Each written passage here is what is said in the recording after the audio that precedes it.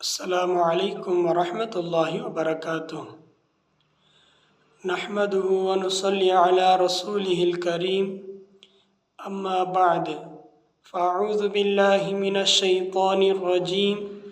بسم الله الرحمن الرحيم. سبحان ربك رب العزة عما يصفون وسلام على المرسلين والحمد لله رب العالمين. اللهم صل على محمد النبي الأمي وعلى آله وسلم تسليما. صدق الله العظيم. உலகத்தில் உள்ள அத்தனை புகழையும் அல்லாஹ் ஒருவனுக்கே போய் சேரட்டும். ஏனென்றால் அல்லாஹு தபாரக்கு தஆலா நமக்காக நாம் தினந்தோறும் செய்யக்கூடிய அமல்களை லேசாக ஆக்கி கொடுத்திருக்கிறான். அதை அவன் லேசாக ஆக்கவில்லை என்றால் நாம் செய்யக்கூடிய இந்த தினந்தோறும் அமலை மிகவும் கடினமாக, மிகவும் கஷ்டமாக இருந்திருக்கும். அல்லாஹு தபாரக் தஆலா இப்படிப்பட்ட கடினமான, கஷ்டத்தையான, மிக கஷ்டமுள்ள அமலை அல்லாஹு தபாரக் தஆலா நமக்கு தரவில்லை. அதற்கு பதிலாக அமல்களை லேசாக ஆக்கி கொடுத்திருக்கிறான். இப்படிப்பட்ட அமல்களை லேசாக ஆக்கி கொடுத்த அல்லாஹ்விற்கு உலகத்தில் உள்ள அத்தனை புகழையும் போய் சேரட்டும். அல்லாஹு தபாரக் தஆலா நமக்காக தான் அமல்களை லேசாக ஆக்கி கொடுத்திருக்கிறார். உதாரணமாக தொழுகையினுடைய அமலை எடுத்துக்கொள்ளுங்கள். அதை அல்லாஹு தபாரக் தஆலா 50 தான் கொடுத்தான். ஆனால் நபி ஸல்லல்லாஹு அலைஹி வஸல்லம் அவர்கள் அல்லாஹ்விடத்தில் சிறிது குறைத்து விடுங்கள் என்று கேட்டு, அதன் பிறகு அல்லாஹு தபாரக் தஆலா நமக்கு லேசாக ஆகுவதற்காக அதை குறைத்து 50ஐ 5ஆக ஆக்கிவிட்டான். அதாவது 50 தொழுகையை 45ஆக குறைத்து அதை 5ஆக ஆக்கி கொடுத்தான் அல்லாஹு தபாரக் தஆலா. அதுவும் அல்லாஹு தபாரக் தஆலா நபி ஸல்லல்லாஹு அலைஹி வஸல்லம் அவர்களிடத்தில் கூறிதான் கொடுத்தான். என்னவென்றால், யார் இந்த 5 தொழுகைகளை இஹ்லாஸோடு தொழுவார்களோ அவர்களுக்கு நான் 50 தொழுகையினுடைய சவாபை கொடுப்பேன் என்று அல்லாஹு தபாரக் தஆலா இதை கூறிதான் இந்த 5 தொழுகைகளையும் கொடுத்தான். ஆனால் இன்று பார்த்தால், இன்று நம்முடைய நிலைமையை பார்த்தால், மிக குறைவான நபர்களை தான் 5 வேளையும் தொழுகிறார்கள். 5 வேளை தொழுகையாளி என்று பார்த்தால் மிகவும் குறைவாக தான் நாம் பார்க்க முடியும். ஏனென்றால் அதனுடைய நன்மைகளையும் அதனுடைய சவாபையும் அல்லாஹு தபாரக் தஆலா மறைத்து வைத்திருக்கிறான். அது நம்முடைய கண்களுக்கு தெரிந்துவிட்டால் நாம் 5 இல்லை 50 தொழுவதற்கு கூட நாம் தயாராக இருப்போம். ஆனால் அல்லாஹு தபாரக் தஆலா மறைத்து வைத்ததற்கான காரணம் என்னவென்றால், அதனுடைய காரணம் என்மேல் நம்பிக்கை வைத்து என்னுடைய அடியால் எனக்காக தொழ வேண்டும் என்ற அல்லாஹ்வினுடைய ஆசை. நாம் அவனுடைய ஆசை நிறைவேற்றினால் நமக்கு தேவையான ஆசைகளை அல்லாஹு தபாரக் தஆலா கண்டிப்பாக நிறைவேற்றுவான்.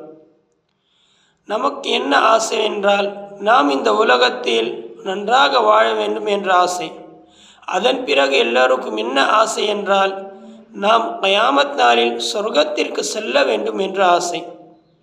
இந்த பயானை மிகவும் லேசாக எப்படி சொர்க்கத்திற்கு செல்ல வேண்டும் என்பதில்தான், அதற்காக தான் இந்த பயான்.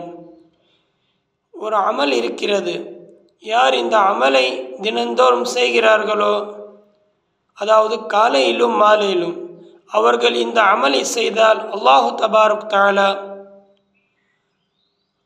அவர்களுக்கு அந்த நாளில் அவருடைய கடைசி நேரமாக வைத்திருந்தால், அதாவது அவர்களுக்கு அன்றைய நாளில் அவர்கள் காலையில் இந்த அமலை செய்தால் காலையில் அவர்கள் மர்ஹூமாகிவிட்டாலும் கண்டிப்பாக அல்லாஹு தபாரக் தஆலா இந்த அமலினுடைய பர்க்கத்தினால் அவர்களுக்கு சொர்க்கத்தையே தருவான். அதேபோல் அவர்கள் மாலையில் மர்ஹூமாகிவிட்டால் மௌத்தாகிவிட்டாலும் அவர்கள் கண்டிப்பாக இந்த அமலுடைய பர்க்கத்தினால் அவர்கள் மாலையில் இந்த அமல் செய்திருந்தால் அதன் பிறகு அவர்கள் மர்ஹூமாகிவிட்டால் அல்லாஹ்வினுடைய அழைப்பை ஏற்றுக்கொண்டிருந்தால் அவர்கள் மயத்தாகிவிட்டால் அவர்கள் கண்டிப்பாக சொர்க்கத்திற்கு தான் செல்வார்கள். இது மிகவும் லேசான அமல்தான். இந்த அமலை நீங்கள் தினந்தோறும் காலையிலும் மாலையிலும் செய்யுங்கள், அதுவும் தவறாமல் செய்யுங்கள். கண்டிப்பாக அல்லாஹ் தபாரக் தஆலா நிச்சயமாக நாம் ஒரு நாள் கபருக்கு செல்லதான் வேண்டும். நாம் இங்கே தான் இருப்போம் என்று யாரும் உறுதியாக சொல்ல முடியாது. ஏனென்றால் நபி ஸல்லல்லாஹு அலைஹி வஸல்லம் கூறினார்கள், யார் அறிவாளி என்றால் மௌத்திற்கு முன்னால் அதற்கான தயாரிப்பு யார் செய்கிறார்களோ அவர்கள்தான் அறிவாளி என்று நபி ஸல்லல்லாஹு அலைஹி வஸல்லம் கூறினார்கள். ஆனால் இது மிகவும் லேசான அமலாக இருக்கிறது. இந்த அமல் செய்தால் நம்முடைய சொர்க்கத்திற்கான தயாரிப்பை மிகவும் நமக்காக லேசாக ஆக்கிவிடும். இல்லை என்றால் அவருடைய வேதனை மிகவும் கடினமான வேதனை. அந்த வேதனையில் நாம் சிக்கிக்கொண்டால் அதன் பிறகு வரக்கூடிய வேதனையில் நாம் கண்டிப்பாக சிக்கிக்கொள்வோம். அதற்காக தான் இப்படிப்பட்ட சொர்க்கத்தை நாம் லேசாக அடைவதற்காக நாம் இந்த அமலை செய்தால் அல்லாஹ் தபாரக் தஆலா நமக்கு கண்டிப்பாக சொர்க்கத்தையே வாஜிபாக்கி தருவார். இது மிகவும் லேசான அமல் தான். இந்த அமல் என்னவென்றால் நாம் முதலில் அஊஸு பில்லாஹி ஸமீஇல் அலீமி மினஷ் ஷைத்தானிர் ரஜீம், அஊஸு பில்லாஹி ஸமீஇல் அலீமி மினஷ் ஷைத்தானிர் ரஜீம், அஊது பில்லாஹி ஸமீஇல் அலீமி மினஷ் ஷைத்தானிர் ரஜீம். இதை நீங்கள் 3 தடவை படித்த பிறகு அதன் பிறகு பிஸ்மில்லாஹை படியுங்கள். அதன் பிறகு சூரத்துல் ஹஷருடைய ஆயத்தை 3 தடவை படியுங்கள். அதாவது ஹஷருடைய ஆயத் பிஸ்மில்லாஹிர் ரஹ்மானிர் ரஹீம். ஹுவல்லாஹுல்லதீ லா இலாஹ இல்லாஹு ஆலிமுல் கைபி வஷ்ஷஹாததி ஹுவர் ரஹ்மானுர் ரஹீம். ஹுவல்லாஹுல்லதீ லா இலாஹ இல்லாஹு அல்-மலிகுல் குத்தூஸுஸ் ஸலாமுல் முஃமினுல் முஹைமினுல் அஸீஸுல் ஜப்பாருல் முதக்கப்பீர் சுப்ஹானல்லாஹி அம்மா யுஷ்ரிகூன். ஹுவல்லாஹுல் காலிகுல் பாரிஉல் முஸவ்விரு லஹுல் அஸ்மாஉல் ஹுஸ்னா யுஸப்பிஹு லஹு மா ஃபிஸ் ஸமாவாதி வல் அர்த் வஹுவல் அஸீஸுல் ஹகீம்.